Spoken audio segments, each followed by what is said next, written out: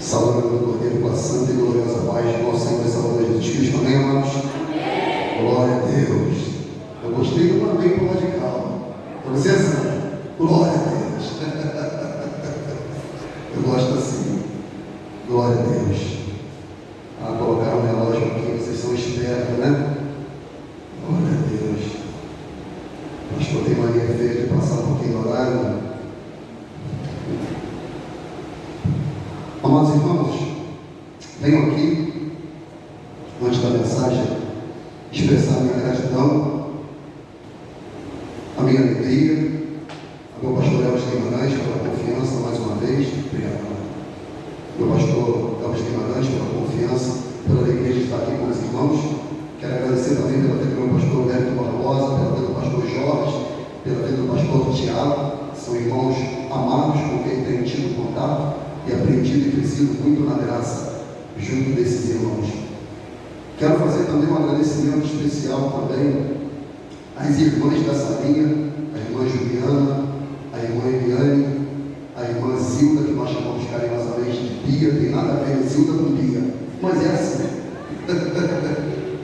A irmã Daniela, esposa do nosso obreiro Fernando, pelo trabalho que elas vêm realizando com as crianças. Então quero aqui honrá-las e agradecer pelo trabalho que elas têm desempenhado lá em Magé, pelo trabalho que elas têm feito com muito zelo e muito amor. Amém, amados? Amados, abra o Santo Livro em Tito, capítulo de número 2, versículos de número 11 a 15. Tito 2,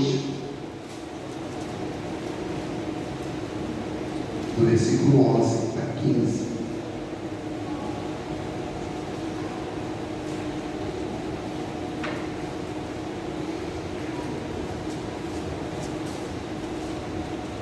Glória a Deus.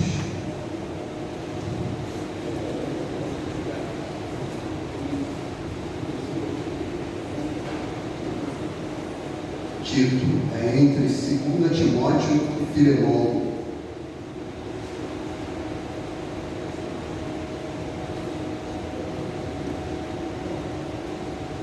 Todos amém? Amém? Amém? Diz assim o Santo Livro: porque a graça de Deus se há manifestado, trazendo salvação a todos os homens, ensinando-nos que, renunciando à impiedade, às concupiscências mundanas, vivamos neste presente século sóbria, justa e piamente, aguardando a bem-aventurada esperança e o aparecimento da glória do grande Deus e nosso Senhor Jesus Cristo, o qual se deu a si mesmo por nós, para nos remir de toda iniquidade e purificar para si um povo seu, especial, zeloso de boas obras. Fala disto e exorta e repreende com toda a autoridade. Ninguém te despreze. Até aqui, louvado seja o nome do Senhor. A igreja pode se assentar em nome de Jesus. Glória a Deus.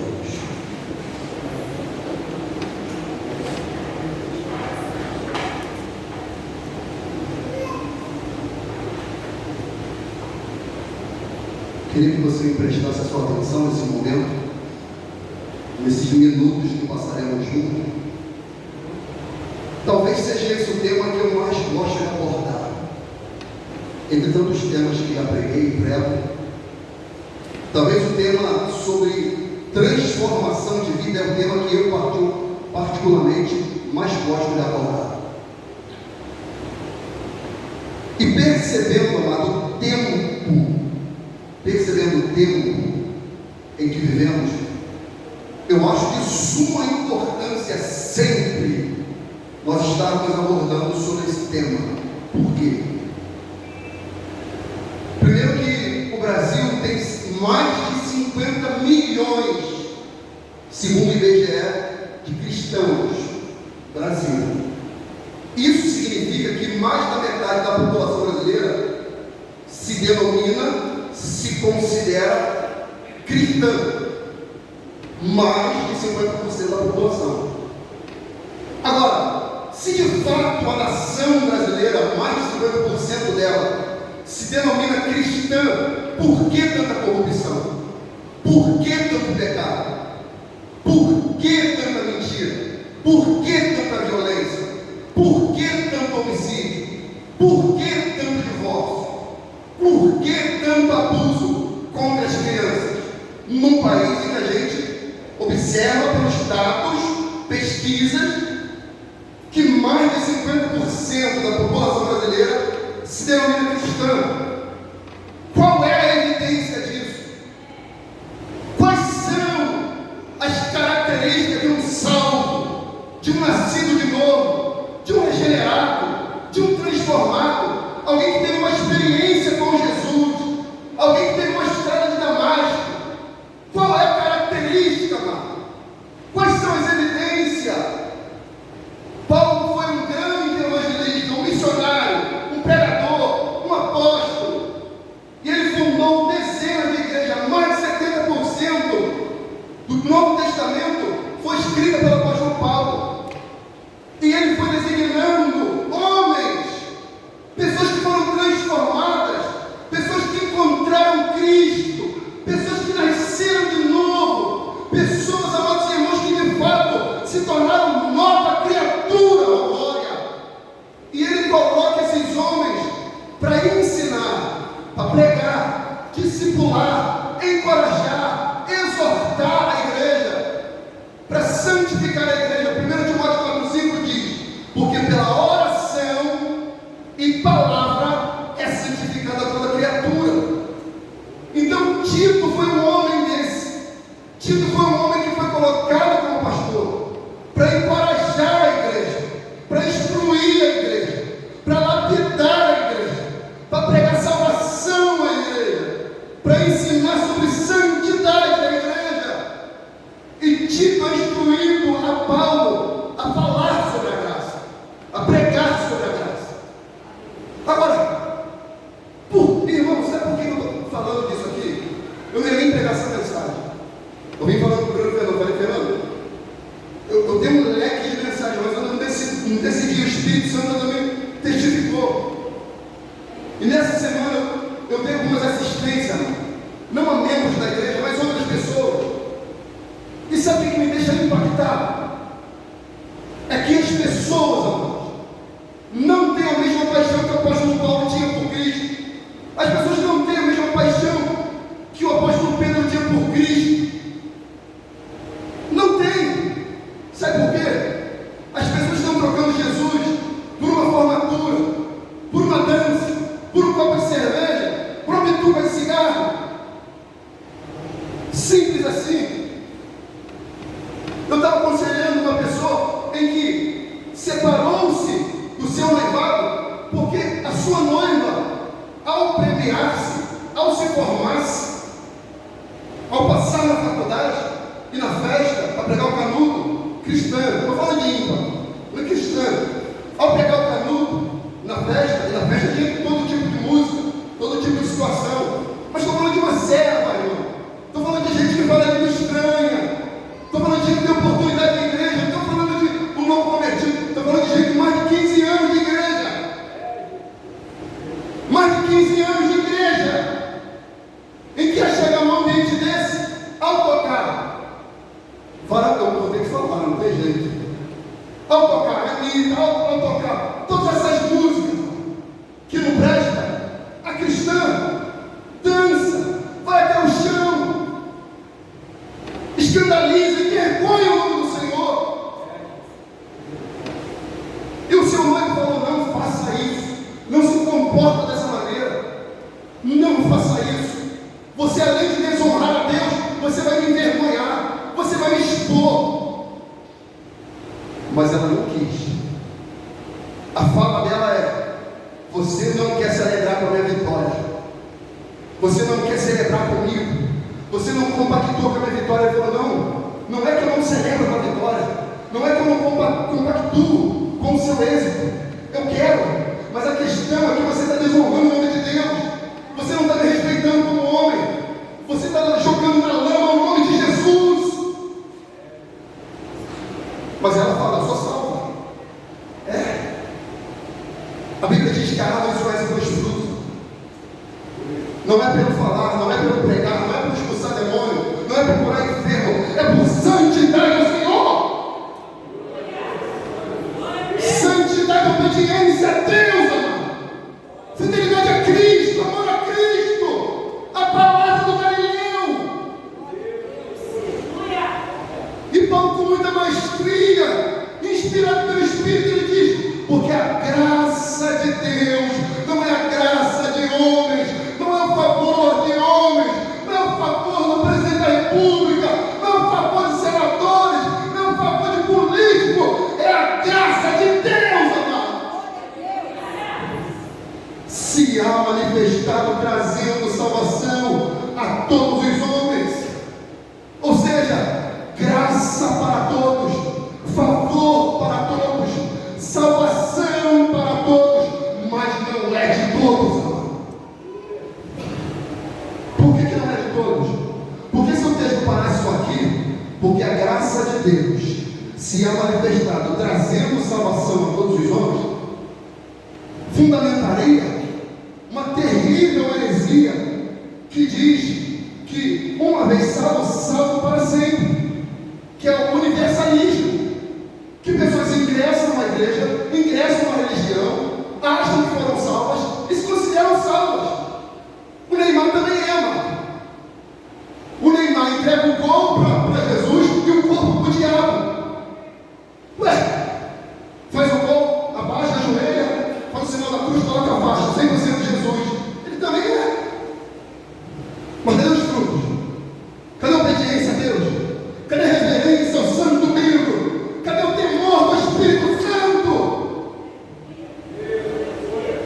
Isso não é verdade. Que diz que uma vez salvo, salvo para sempre, e que no final todos serão salvos, inclusive o diabo. Que é isso que o universalismo prega. Que até o próprio diabo será perdoado. Mas que Deus é esse? Esse não é o Deus da Bíblia. Esse não é o Deus da palavra. Esse não é o Deus que diz graça para todos, mas não é graça para todos. A mesma graça que diz a graça de Deus é manifestada a todos os homens, também diz: ide por todo mundo e pregar o evangelho a toda criatura. Quem quer? É quem quer, é quem acreditar, é quem entregar a vida a Cristo. Quem for batizado também será salvo. É quem crê. E há coisas correlacionadas ao crer. Não é só dizer que crê. Por exemplo, Paulo fala assim em Romanos 10:9: se com a tua boca confessares ao Senhor Jesus como teu Senhor e Salvador, e com o teu coração crer, serás salvo. Se com a tua boca confessares ao Senhor Jesus como Senhor e Salvador. A gente fala isso com maior naturalidade. Na época do Império Romano, quem confessava Jesus como Senhor corria risco de vida.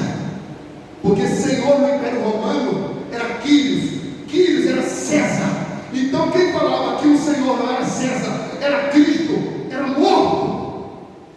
E essas pessoas não tinham a sua vida por preciosa. Essas pessoas entendiam que o sacrifício da cruz, a morte de Cristo, a ressurreição do Senhor era maior do que tudo na vida deles. Tudo. A graça também diz: porque Deus amou o mundo de tal maneira que deu seu Filho unigênito para todo que nele crê. Para é cláusula de propósito. Deus entregou para quem? Para todo aquele que nele crê, não pereça, mas tenha vida eterna. Isso é tão lindo, né? Deus amou o mundo de tal maneira que deu. Mas não para por aí não, tem mais. Ele diz: porque Deus enviou o seu Filho ao mundo, não para que condenasse o mundo, mas para que o mundo fosse salvo por ele. Quem crê nele não é condenado, mas quem não crê nele já está condenado, porquanto não crê no nome do unigênito Filho de Deus. E a condenação é esta: que a luz veio ao mundo, mas os homens amaram mais as trevas do que a luz. Por quê? Porque suas obras eram más. Dizem que amam Jesus, mas têm obras malignas. Dizem que amam Jesus, mas andam em mentira. Dizem que amam Jesus, mas andam em trambique. Dizem que amam Jesus, mas andam em corrupção. Isso é mentira. Isso é falácia, mano. E eu não estou assim, com a igreja aqui. Eu estou pregando a igreja Brasil. Brasil, por aquilo que eu vejo, por aquilo que eu ouço, pelas pessoas que eu atendo.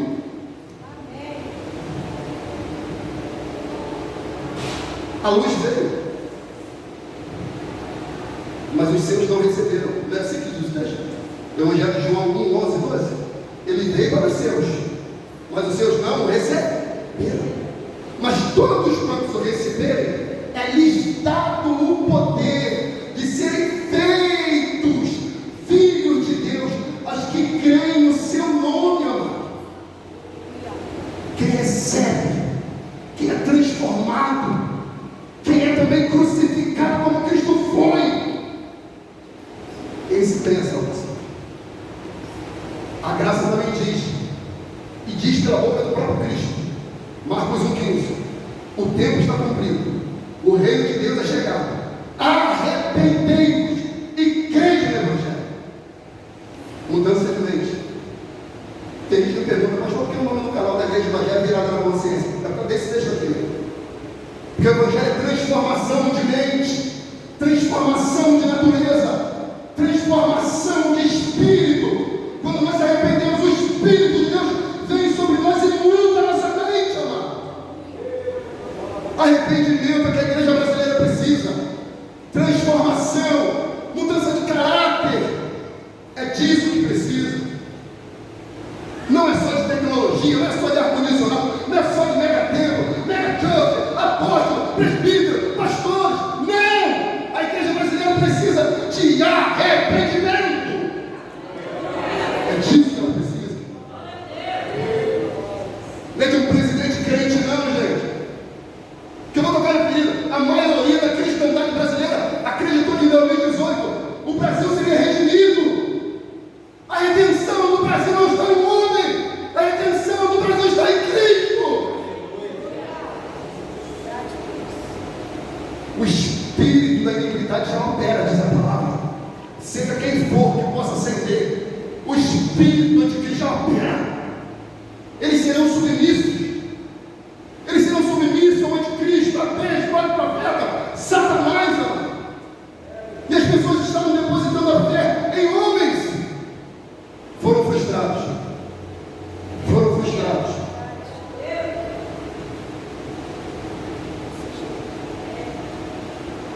Atos 3,19, olha o que a Bíblia diz: arrependei-vos, pois, e convertei-vos. Arrependimento, conversão. Eu creio, tenho fé, acredito no sacrifício, e eu me arrependo. Eu mudo, eu faço uma conversão no caminho cujo qual eu estava indo e volto para a cruz. Aí a consequência disso é: para que sejam apagados os vossos pecados e venham assim os tempos de refrigério pela presença do Senhor. Só vem refrigério, só vem perdão para quem se arrepende, para quem se converte. Para quem não se arrepende, não se converte, a ira de Deus sobre ele permanece. Mas a pastorada do Brasil não tem coragem de falar, sabe por quê? Porque não está com compromisso com Cristo, está com compromisso com o dinheiro que coloca no bolso. Quantos mil seguidores tem nos seus canais, na igreja, a membresia? Eu não estou preocupado com as almas das pessoas, amado. Porque se tivesse compromisso com as almas, pregaria uma verdade. A pastorada do Brasil está compromissada com o dinheiro. É isso que está acontecendo. E pregam simplesmente uma faceta da palavra. Tem que pregar toda a palavra, meu irmão. O todo da palavra. Eles são assim, alisadores de ela. Alisadores de ela. Fazendo um estudo lá na igreja evangélica, em Filipenses, eu já tinha mais ou menos uma noção, pela quantidade que eu já li a Bíblia algumas vezes.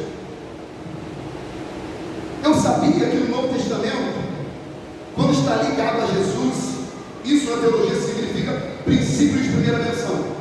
No Novo Testamento, toda vez que a palavra Senhor está ligada a Cristo, aí eu fui pesquisar para ter certeza da minha tese, aparece 650 vezes a palavra Senhor no Novo Testamento. Aí eu, ok, tudo bem. Agora, quantas vezes aparece a palavra Salvador ligada a Cristo? Chuta alguém aí. Senhor, 650. Salvador, quanto dia? Você acha que tem? Quanto? 500? Quanto, Paulo? Quanto, profeta? 300? Quanto, Deus? Quanto? 10? Quanto, amado? Uma é demais agora. Mas, quanto, Cristiano? 600 e? Eu dei o mais perto que chegou foi o Nelson. Sabe quantas vezes aparece a palavra Salvador no Novo Testamento ligado a Jesus? 22 vezes. 22 vezes. Sabe o que isso quer dizer? Que Ele só é Salvador de quem o reconhece como Senhor. Ele só é Salvador de quem o reconhece como Senhor, mano. E as pessoas só querem o Salvador, mas não querem o Senhor. As pessoas querem a salvação, mas não querem submissão. As pessoas querem a graça, mas não querem renúncia. Para a renúncia precisa receber Ele como seu Senhor. Então é por isso que não adianta. Glória, glória, aleluia, não adianta. Tem que ter mudança de vida. Tem que nascer de novo. Tem que ser uma nova criatura. Não adianta ser bispo, apóstolo, presbítero, diácono, obreiro, músico, cantor. Não adianta ser nada. Tem que ser uma nova criatura. Aí sabe qual é a minha tese? Esses mais 50 milhões é mentira. É mentira. É gente que fala língua estranha, mas mente. É gente que fala língua estranha, prega, mas tem cara na luz. É gente que tem língua estranha, mas é vaidoso, iracundo, soberbo, arrogante. E eu tenho que falar essa verdade. Porque se eu não falar, é de mim que o Senhor vai cobrar. E não só falar, eu tenho que viver aquilo que eu prego. A graça ela nos justifica no passado, nos ajuda a viver em santidade no presente e nos glorificará no futuro. É essa graça que Paulo está falando, que há de se manifestar a todos os homens, trazendo salvação. Trazendo salvação. Estamos vivendo um momento, amado, em que a igreja está se assemelhando ao mundo, numa velocidade nunca vista. Meu irmão, a Bíblia diz: quando o povo sai do Egito, Deus fala por boca de Moisés: não se assemelhe às outras nações, não imitei os seus costumes, nem adorei os seus deuses. E as igrejas estão imitando o mundo, irmão. Estão imitando. Aí tem gente que fica comigo assim: não, pastor, não fala isso não, tem que falar assim. Que eles estão fazendo da igreja uma balbúrdia. E pinta de preto, e bota tambor. Ninguém pinta a casa de preto, não. Mas os pastores estão pintando. Os pastores pintam. Ninguém, meus irmãos, mudou o púlpito, mas a pastorada no Brasil americano está mudando. Mas extra que estabeleceu o púlpito foi extra, foi a Bíblia, a palavra de Deus, amado. Não é tradicionalismo, não, é Bíblia. Bíblia. Por isso que eu digo, amado, o nome da nossa igreja cristã, voz da verdade. Isso não significa que nós somos perfeitos, mentira, porque não existe igreja perfeita. A igreja perfeita é a única de Cristo, é que será arrebatada, mas que encontrará pelos ares. Essa é a igreja. Mas nós, amados, zelamos para obedecer tudo aquilo que a Bíblia diz que a gente tem que obedecer. Zelamos. E como pastores, ministros, a gente não fala isso na alegria, eu não prego isso babando pelo canto. Hoje eu vou descer a madeira. Não, não tenho alegria nisso. Eu não tenho prazer nisso. Eu não tenho. Mas são essas coisas que Deus coloca em nossa alma. Volta e meia, o Senhor coloca essas coisas em nossa alma. Como Paulo disse em Filipenses 3, não me canso de escrever as mesmas coisas. Por quê? É segurança para vós. Então eu não vou me cansar de pregar o Evangelho, que é segurança para vós. Quer queiram, deixa de ouvir, saberás que eu sou profeta no meio de vocês. Eu vou continuar pregando a palavra enquanto o Senhor quiser.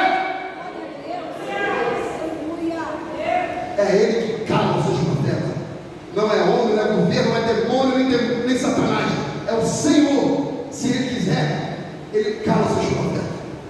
É Ele. Então não é homem nenhum. É Ele. Então a graça de Deus se há manifestado, trazendo salvação a todos os homens. Aí o universalismo diz: recebi a salvação, estou salvo para sempre, todos serão. Será que é isso que a Bíblia diz? Vamos ver o que a Bíblia diz, está na sua Bíblia mesmo? Amém ou não? Você vejam. Aqui não fecha a Bíblia não. Aqui nós permanecemos com a Bíblia aberta.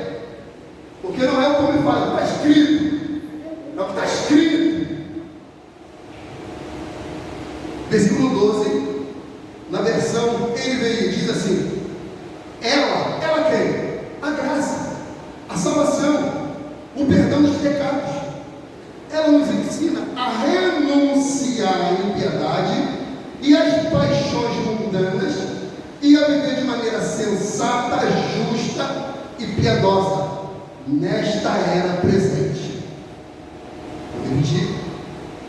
Ela nos ensina a renunciar à impiedade e às paixões mundanas e a viver de maneira sensata, outras traduções, sóbria, justa e piedosa nesta era presente. Então, o que a Bíblia quer nos ensinar, olha para mim, o que a Bíblia quer nos ensinar é que a graça tem um caráter pedagógico. A graça tem uma forma de ensinar, de educar, porque o pecado mudou o nosso comportamento. E a gente precisa nascer de novo para aprender do nosso Pai do céu, glória. A gente precisa aprender de novo do nosso Pai do céu. Por quê? O profeta antigo já dizia: o meu povo é destruído por falta de conhecimento. É isso que destrói o povo.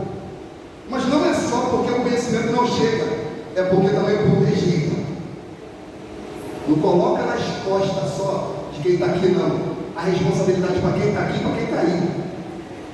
O povo é destruído por falta, porque quem está aqui não dá. Mas o profeta também fala: porque tu rejeitaste o conhecimento, tu não quis conhecimento.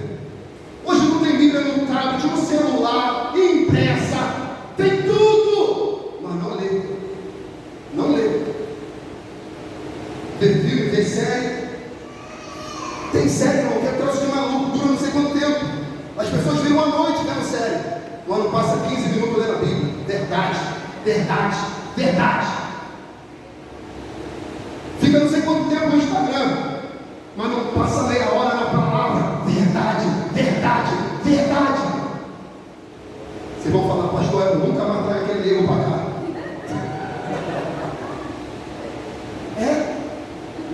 É isso. Rejeita. Se rejeita o conhecimento, não aprende, vive de qualquer maneira. Vive da maneira que você acha que agrada a Deus. Vamos ver o resultado. Servir a Deus para mim não está lhe fazendo mal nenhum. Vamos ver quem vai ganhar. Você vê da sua maneira e quem obedece vivendo da maneira que Deus quer. Vamos ver. No final a gente faz as contas. No final a gente faz as contas. Vamos ver. 2 Timóteo 3,16 em diante fala assim: toda a escritura, Gênesis, Apocalipse, toda a escritura é divinamente inspirada e proveitosa para ensinar, para redarguir, para corrigir, para instruir em justiça, para que o homem de Deus seja perfeito e perfeitamente instruído para toda boa obra. Então a palavra de Deus é proveitosa para ensinar, e a graça diz que ela é para ensinar, a educar o homem a viver da maneira que agrada a Deus. A gente é livre para viver da maneira que a gente quer. É o que eu costumo dizer: a semeadura é livre, mas a colheita é obrigatória. Planta o que tu quiser, mas no final você vai colher o que você não quer. A semeadura é livre, a colheita é obrigatória. O inferno, meu querido, é gratuito e é de qualidade. Faça bom proveito.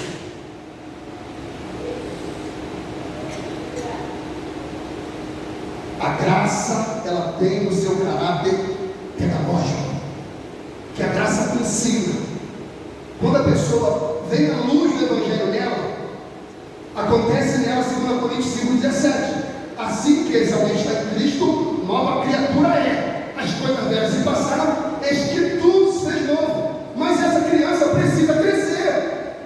Se uma criança não cresce, tem problema, sim ou não? Tem que levar ao médico.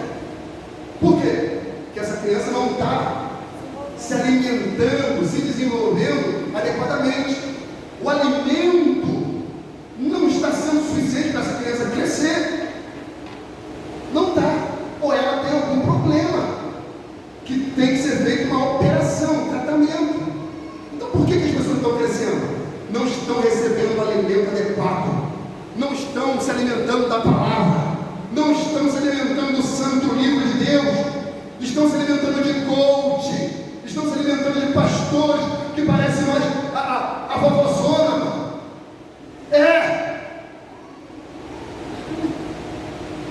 A graça ensina, educa. Assim que eu me converti, tem gente que assim, eu gostava, se deixasse eu sentava aqui, eu queria ficar pertinho, para pegar tudo, eu queria os primeiros assentos, para ficar focado, para não cochilar, para não perder nada. Eu não estou pregando quem senta no final, eu estou dizendo que isso também, de maneira subjetiva, inconsciente, demonstra o seu interesse. Porque se você tivesse para receber um dinheiro no banco, você acordaria cedo e faria questão de ser o primeiro da fila, sim ou não? Olha aí. Tem que fazer cirurgia, eu tenho que ir lá no seu onde, seu pai, não sei o quê. Pega avião, acorda cedo. Mas para aprender, para ser salvo, chega atrasado, falta tudo, malandança, não liga, deixa de vir no culto para do jogo de Flamengo de VAR. Que é isso, gente? Que é isso, gente? A graça tem o seu caráter pedagógico. 1 Timóteo 3,15 diz: mas se eu demorar, Paulo falou para Timóteo, saiba como as pessoas devem se comportar sem a casa de Deus, que a igreja do Deus vivo, coluna e o fundamento da verdade. Ou seja, tem uma forma de se comportar dentro da igreja e fora dela. Paulo falou para Timóteo: se eu demorar, ensina as pessoas como devem se comportar na igreja de Deus, que é a coluna do Deus vivo e firmeza da verdade. Olha para a igreja, parece passarela, fechando o link de São Paulo. Só por volta deu todo mundo, seus pernas gigantes, aquela coisa toda, sapato bem quadrado, sapato de madeira. Tem uma maneira que agrada a Deus. 2 Timóteo 3,14 fala: quanto a você, porém, permaneça nas coisas que aprendeu, das quais tem convicção, pois você sabe de quem você aprendeu, Timóteo. Timóteo, permaneça naquilo que você aprendeu, não muda, não fala, Timóteo, que a Bíblia precisa ser atualizada. Está aqui uma nova Bíblia, é a palavra de Deus, igreja. Você aprendeu, você tem convicção. Irmão, isso aqui que eu estou pregando, para quem está vivendo santidade, não tem peso algum. Mas para quem está no pecado, tem. Para quem está vivendo obediência a Deus, não tem peso nenhum. Mas para quem está no pecado, tem. Porque sabe que está. Sabe que está. A graça, ela ensina. Ela tem o seu caráter pedagógico. Agora, o que a graça ensina? Fundamentado no texto de Paulo a Tito, versículo de número 12, ensinando-nos que, vírgula, ele vai falar o que ela ensina a renunciar, renunciando à impiedade e às concupiscências mundanas. Então a graça, ela ensina que renunciando, fui salvo, recebi a Cristo, me arrependi dos pecados, me lembrei numa igreja, entendi da Bíblia, estou lendo a palavra, ok. Agora essa mesma palavra, do seu próprio Deus, me ensina a renunciar à impiedade e às concupiscências mundanas. Duas coisas: impiedade e concupiscência mundana. Impiedade é o seguinte: Pecado é errar o alvo. Impiedade é errar o alvo de maneira consciente. É tipo assim, quem aqui tem habilitação de carro? Quem tem? Todos nós sabemos que ao entrar no carro tem que botar o quê? Sim. E se eu não botar, eu estou cometendo uma infração. Consciente, que eu sei que eu tenho que colocar o cinto. Então, quem cai no mesmo pecado várias vezes, não é por falta de aviso ou porque não sabe. Sabe, mas faz questão de pecar. Faz questão de fazer. Por quê? Porque não quer renunciar. É o mesmo Deus que disse que deu o seu único filho, é o mesmo Deus que disse em Lucas 9:23: se alguém quer vir após mim, faz o quê? Segue-se a si mesmo. Tome a cada dia a sua e segue. Renúncia. Renúncia. Renunciar à impiedade, pecado consciente. E as concupiscências mundanas, os desejos pelas coisas ilícitas do mundo. E irmão, como é que pode? Sabe como é que aconteceu? Olha como é que o pecado é sorrateiro. Olha como é que o pecado é sorrateiro. A pessoa começou fazendo balé desde os 8 anos de idade, cresceram gostando de dança. Tudo é lícito, mas nem tudo me convém. Todas as coisas não são lícitas, mas eu não me deixarei dominar por nenhuma delas. Dançar é lícito, desde que a dança não envergonhe o nome do Senhor. Amém ou não? Ela começou dançando balé clássico, porque danças de coreografia, interligadas, mas foi crescendo, 8, 10, 12, 15. Começou na escola de dança outras músicas, forró, samba, pagode, e foi entrando, e ela foi gostando, porque a música e a dança, ela mexe os 3 estágios do ser humano: corpo, alma e espírito. Tem melodia, tem o ritmo, e tem uma outra questão agora. Melodia, o ritmo, qual é o outro? Esqueci. Mas funciona em 3 estágios da minha música. E a música tem esse poder. Aí quando ela se converteu, por volta dos seus 17 anos, ela entendeu que aquelas danças, boa parte daquelas danças, fazia mal para ela, desonrava a Deus. Ela parou com aquelas danças. Mas só que um convite sorrateiro de uma amiga de infância fez com que ela voltasse de novo para a escola de dança e voltasse a dançar essas músicas, escondida do seu noivo. E o noivo falou que não compactuava com isso. Conclusão: leia. Leia. Por quê? Ela não quis renunciar. Não quis renunciar. Quer ver muita coisa que o cristão não está renunciando? Joguinho do tigrinho. Está jogando, querido? Tá? Não, pastor, é só um dinheirinho extra. Mas o nome disso na Bíblia é balança enganosa, não? Não, pastor, a mega está virada. Se eu ganhar, eu faço oferta, eu boto o som, boto tecnologia na sua igreja. Vai para o inferno com o seu som. A mega está virada, pastor Zé. Renúncia. Renúncia. Romanos 13:11 diz assim, igreja: isto digo, conhecendo o tempo, que já é a hora de despertarmos do sono, porque a nossa salvação está agora mais perto de nós do que quando aceitamos a fé. A noite é passada, o dia é chegado. Rejeitemos, renúncia, pois as obras das trevas, e vistamos-nos das armas da luz.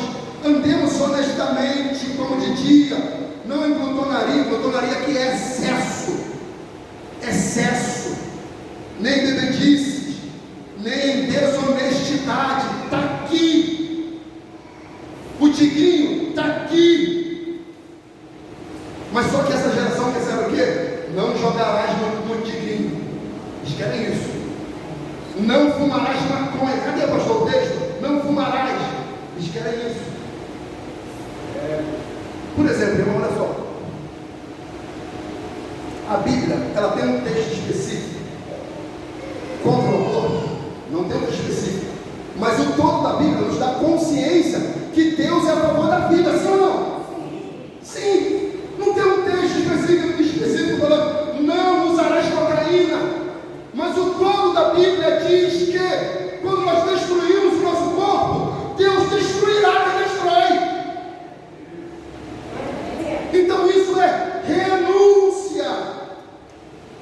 renúncia, rejeitar, dizer não. Seja o vosso falar sim, sim, não, não, que passar disso é procedência maligna, é destruição.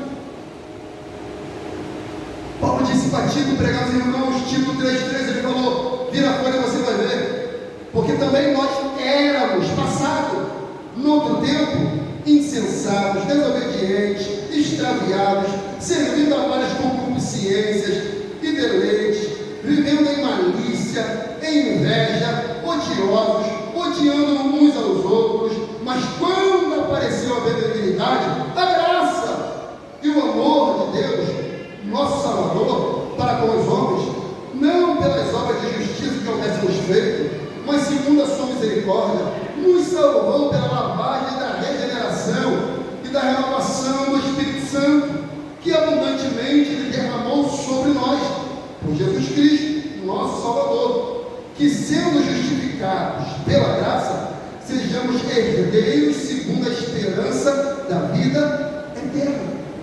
Que no passado nós éramos, no outro tempo que insensato, desobediente, extraviado, servindo para as consciências. Daqui em diante me conheceu? Conheceu? Pergunta ele como é que eu era nesse inferno de carnaval que vai vir agora aí. Mas vem a graça, e a graça me diz: renuncie a sua própria carne, renuncie suas paixões, renuncie os seus desejos, renuncie a malícia, a mentira, a inveja, o ódio, a desobediência, os caminhos. Renuncia, que você é uma nova criatura. Renuncia. Porque você não está servindo a Moloque, você não está servindo a Zera, você não está servindo os deuses dos cananeus de Amorreu, você está servindo Yahvé, o Deus de Israel.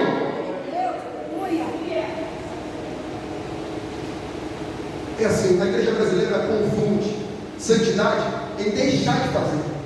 Mas santidade não é só deixar de fazer. Santidade é deixar de fazer algo e fazer outro algo. A igreja brasileira testemunha assim: não, eu matava, traficava, usava pistola, dava tiro em polícia, batia na minha avó, agredia meu pai, chutava as crianças, o cachorro, fazia tudo. Aí, ok, mas e agora? Não, mas e agora? E aí? O que Jesus fez? Me fala. O que ele operou? A transformação, a mudança. Fala comigo. O que você está produzindo em Deus? Mané, isso daí, aí já buga o chip. Já buga o chip. O desejo de Deus é a santidade da igreja. O desejo de Deus é a pureza da igreja. A mudança de mente. É sermos de fato uma nova criatura. É sermos transformados pelo Espírito de Deus. Efésios 1,4 diz: porque Deus nos escolheu antes da criação do mundo para sermos santos. O desejo de Deus é que a igreja seja santa, pura, imaculada, cheia da graça de Deus. O desejo de Deus, o desejo do Senhor. Pedro fala: como é santo aquele que vos chamou, sede vós também santo. Como? Seja santo, hein? Em toda maneira de viver. Opa, toda maneira de viver. Fala da vida como marido, da vida como esposo, como filho, como mãe, como pai, como pastor, como obreiro, presbítero, profissional, liberal ou CLT. Seja santo em toda a vossa maneira de viver. Esse é o desejo de Deus. É isso que Paulo estava instruindo o jovem pastor Tito. É isso que eles precisam, Tito. O quê? Renunciar às paixões mundanas, à impiedade, porque a santidade é a vontade do Senhor. Desde o Antigo Testamento, essa era a vontade de Deus. Levítico 19 diz: fala a toda a congregação dos filhos de Israel e diz: santo sereis, porque eu, Senhor vosso Deus, sou santo. Santo é o desejo de Deus. O grupo de louvor pode se preparar, eu já estou no minha conclusão. Por favor.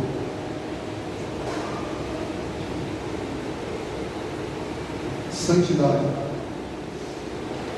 Justificação é um ato. Santidade é um processo. Glorificação é o ato final de Deus na igreja. É isso que Deus quer. Que o processo de santificação da igreja cresça. 1 Coríntios 1:2 diz: a igreja de Deus que está em Corinto, aos santificados em Cristo Jesus, chamados para serem santos, juntamente com todos em toda parte, que invocam o nome do Senhor Jesus, Senhor deles e nosso. Ou seja, Deus queria que a igreja de Corinto fosse santa, Ele quer que a igreja de Magés seja santa, a igreja de Maria Helena seja santa, Vaz Lobo seja santa, Peró seja santa, a igreja do Brasil seja santa. É o nome de Deus. No textual da Bíblia, Hebreus 12:14, que fala: segui a paz com todos e a santificação, sem a qual ninguém verá. É uma condicional. Porque quem nasceu de novo, quem teve um encontro com Cristo, quem viu Ele, quem teve uma revelação da graça, quem de fato teve um encontro com Galileu, com o homem de Nazaré, renuncia às paixões, a impiedade, não é peso, é uma gratidão, honrar e glorificar o nome do Senhor. Os discípulos, quando foram presos, porque estavam pregando, expulsando demônio, levantando, curando os doentes, eles saíram de lá adorando, glorificando, enaltecendo o nome de Deus. Porque quem vive dessa maneira, vive porque tem anseio de encontrar-se novamente com o seu Senhor. Eu confesso que eu não prego sobre isso, mencionando que eu sou bonzão, perfeitão, longe. Mas há um anseio na minha alma. O anseio da minha alma quer ver meu pastor, ver o meu Senhor que me perdoou, que me amou, que me redimiu, que me achou lá, isolado, lá no morro, lá em Magé, lá isolado. Ninguém queria receber de mim, só os demônios do inferno. Mas o Galileu foi lá, me encontrou, me amou, me perdoou, me curou, me libertou.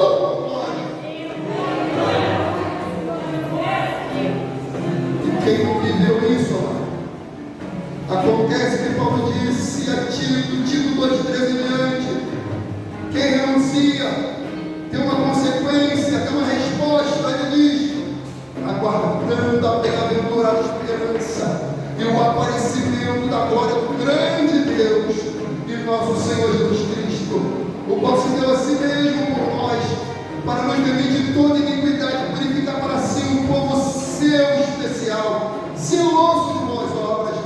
Fala disso, tio. Exorta encoraja a igreja a amar a Cristo, ser fiel a Cristo, em santidade, piedade.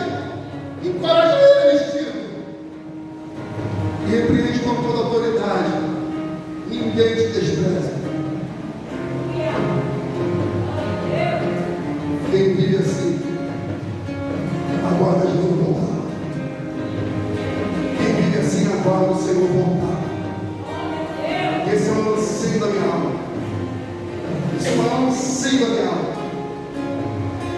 Quando eu prego sobre isso, um texto que sempre lateja meu espírito é 1 João 3:2. Amados, ele fala assim: amados, agora nós somos filhos de Deus, e ainda não manifesta o que é permanecer.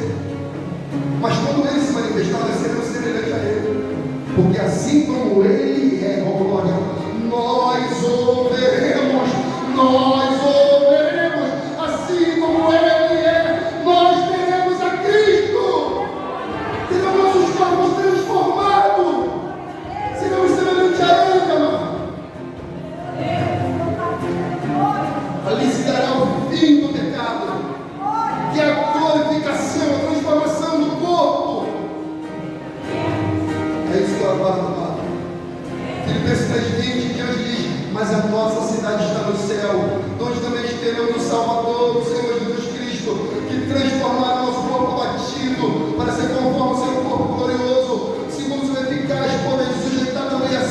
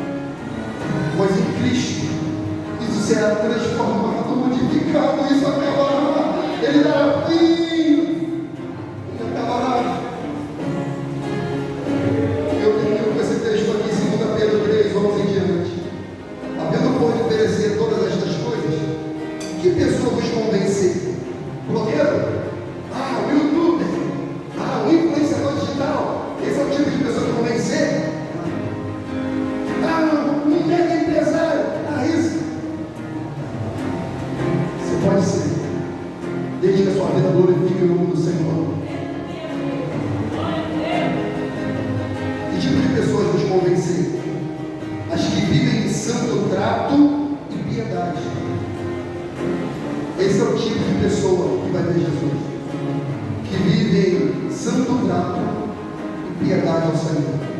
Ele diz: aguardando e apressando a vinda de Deus, em que os céus em fogo deixarão, os elementos ardentes e fundirão, mas nós, segundo a sua promessa, ó glória, aguardamos novos céus, aleluia, em uma nova terra, em que habita a justiça. Esse é o anseio da igreja.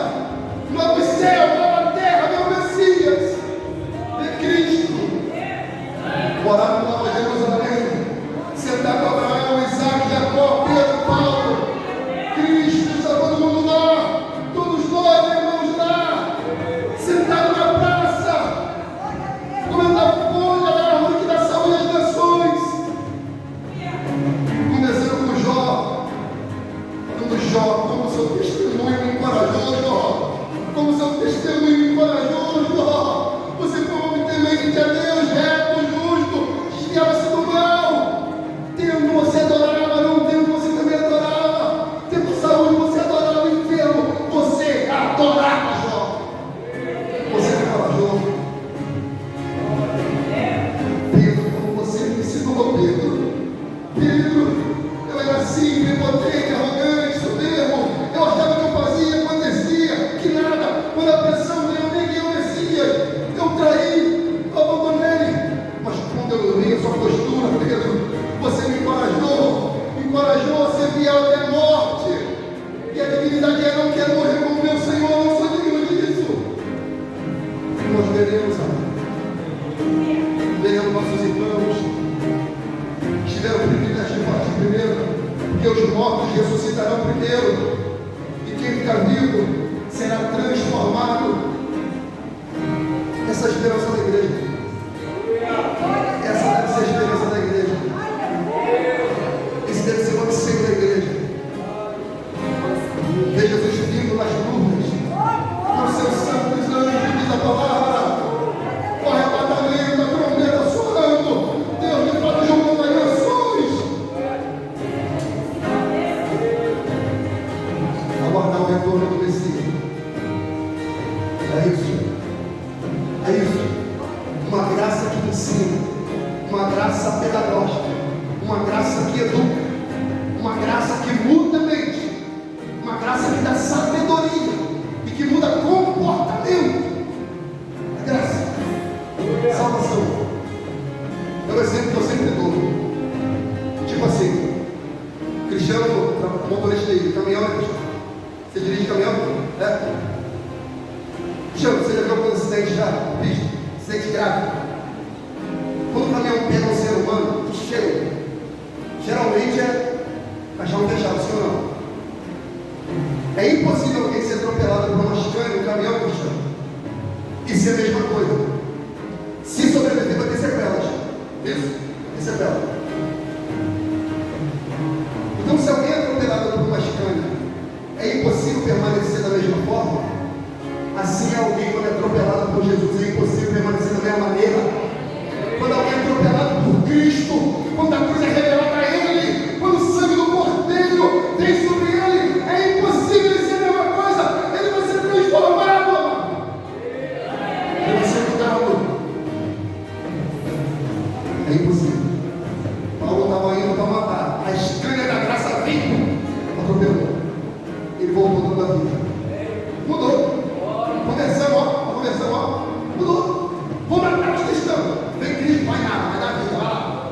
Mudou. Transformou. É o poder da graça. É Zaqueu, gente. Olha só. Se o Brasil tem mais 50 milhões de cristãos, por que os políticos não convertem? Zaqueu fazia parte ali, ó. Mas quando Jesus encontrou ele falou: se eu te trair alguém, eu vou restituir quadruplicadamente. Eu quero obedecer a lei, eu quero ser uma nova criatura. Senhor, entra na minha casa, muda a minha vida. Jesus de Nazaré, venha sobre mim. Mudou a forma de Zaqueu trabalhar com dinheiro. Mudou. Porque encontrou quem? Jesus. Mateus. Poderia ficar aqui a noite toda. Lucas 8, as mulheres que tiveram encontro com Cristo mudaram. Mudança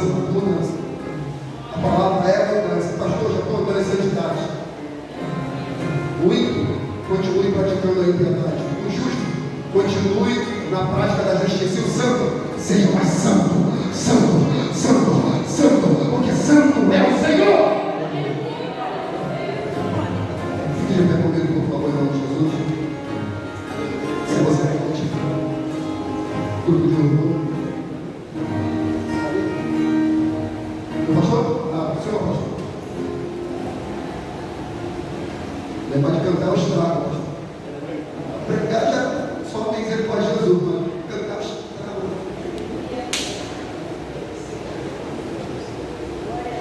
Salve a igreja com a paz do Senhor Jesus Cristo. Amém, queridos? Nós irmãos conectados pelo canal, Deus abençoe. Os que nos visitam sejam sempre muito bem-vindos. Muita chuva, pelo menos lá no Rio, não sei aqui, né? E até pela quantidade de água que caiu, até que bastante pessoas conseguiram chegar. Muito feliz, meu amado pastor Ricardo, lá na nossa igreja lá de Magé, se dispôs hoje a vir trazer uma palavra. A gente vai ficar assim, né? Um pastor vai para lá, outro vem para cá, a gente está sempre aí, né? Trazendo o Evangelho do Rei. Mas irmãos, eu li uma coisa que eu fiquei simples palavras, mas que nos leva a refletir.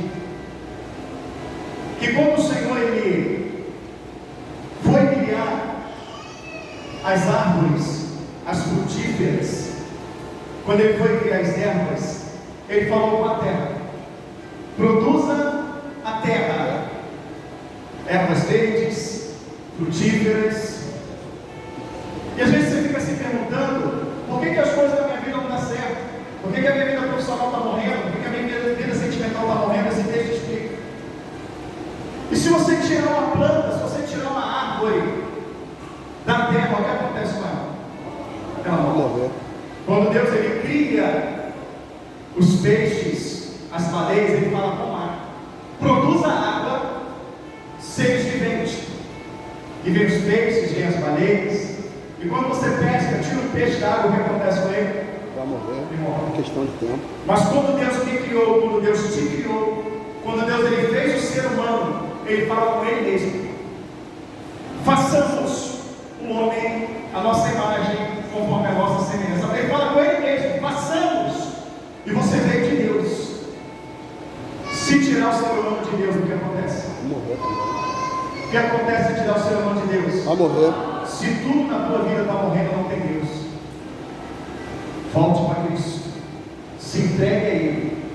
Entregue a tua vida, entregue o seu coração. Pastor, mas eu não sei ser um cristão, não sei ser uma cristã. Eu também não sabia. Mas o pouco que eu ouvi já foi o suficiente para me arrepender dos meus pecados e colocar no meu coração o desejo de me tornar um homem cristão. E até então tenho me esforçado para me enquadrar dentro disso e não me arrependo. Foi a melhor escolha que eu fiz na minha vida. Amém? Vamos louvar o Senhor 125. Coletânea. Amém? Estive lá na igreja de Maslow, foi uma bênção. Foi maravilhoso o culto. Glorificado seja o nome do Senhor. Eu sei que aqui também não foi diferente como imagem em Cabo Frio. Tenho certeza que o nome do Senhor foi poderosamente glorificado.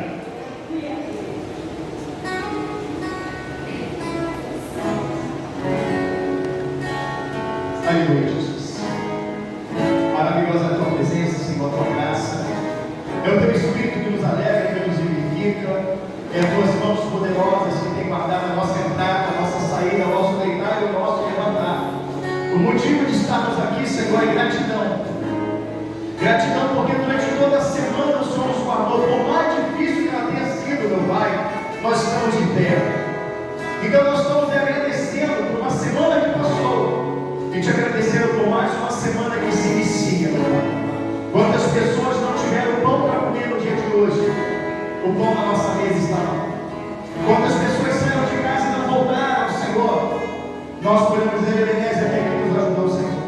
Quantas pessoas estão lutando para sobreviver? E nós estamos aqui gozando de plena saúde, glorificando o teu nome. Tu és digno de toda honra, de toda glória, de todo louvor. Que a tua bênção, a tua graça, a tua presença, o teu renovo sobre cada coração nessa noite, sobre cada vida, meu Pai, que ninguém saia da maneira que entrou, mas saia daqui crendo e conhecendo que tu és o Cristo, o Filho de Deus. Vou lhe falar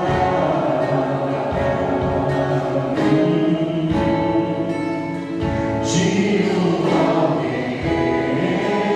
alguém, Senhor Jesus Cristo.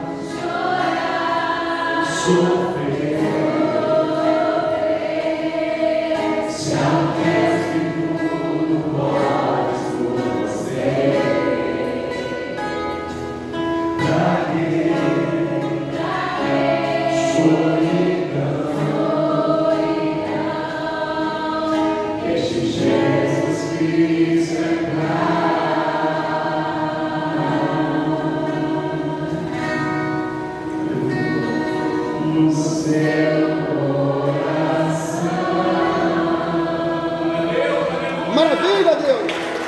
Aleluia! Glória a Deus. Bendito seja o nome do Senhor. Glória a Deus. Aleluia. Hino de gratidão, hino avulso, hino que o Senhor entrou no irmão Henrique. Ouça, Senhor, o meu louvor de gratidão. Glória a Deus. O que esse povo faz sempre na igreja? Gratidão, irmãos. A gente não está aqui por obrigação, estamos por gratidão. Por tudo que o Senhor fez e por tudo que Ele tem feito. Ele pagou os meus pecados, os seus pecados na cruz do Calvário. Ele destruiu da sua glória, se ofertou por cada um de nós. Então ensino, fala, ouça, Senhor, o meu louvor de gratidão por sua misericórdia e amor. Tudo que eu venho a fazer será muito pouco por tudo que fizeste por mim. Nos momentos difíceis que eu passei, suas mãos estavam sobre mim. Todas as vezes que eu precisei, clamei ao Senhor e o socorro chegou. Enxugava minhas lágrimas, limpava o meu rosto. Era o sentinela que me guardava. Andava ao meu lado, sofria comigo. No sereno era o meu abrigo, que me escolheu e me acolheu, e me abraça hoje, amanhã e eternamente. Por amor, seu filho eu sou. Que coisa linda. Aleluia. Oh, glória.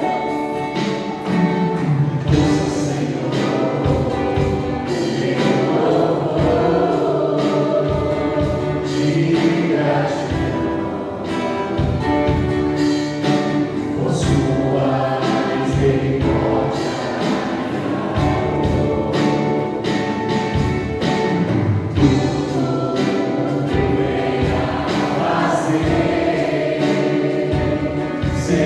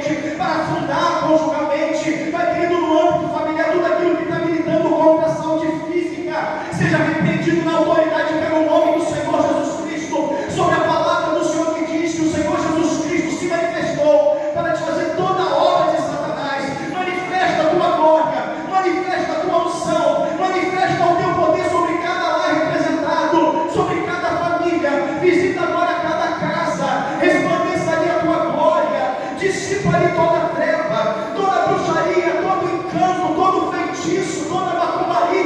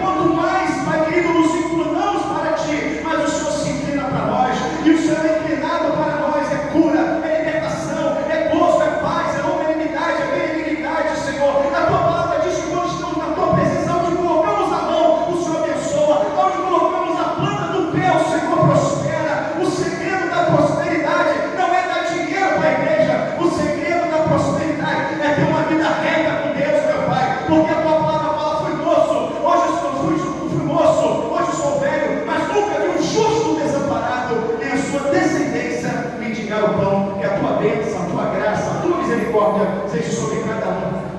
Que seja uma semana de bênção, uma semana de vitória. Que o Senhor abençoe meu amado pastor Ricardo junto com a sua esposa, que se dispôs com o obreiro Fernando de vir aqui hoje, de trazer uma palavra. Abençoe a semana dos teus servos, meu Pai. Conceda graça, paz, crescimento, experiência, meu Pai amado, na tua presença. Eu oro, meu Pai, eu abençoo a tua igreja em nome de Jesus. E com o amor de Deus, o nosso Pai,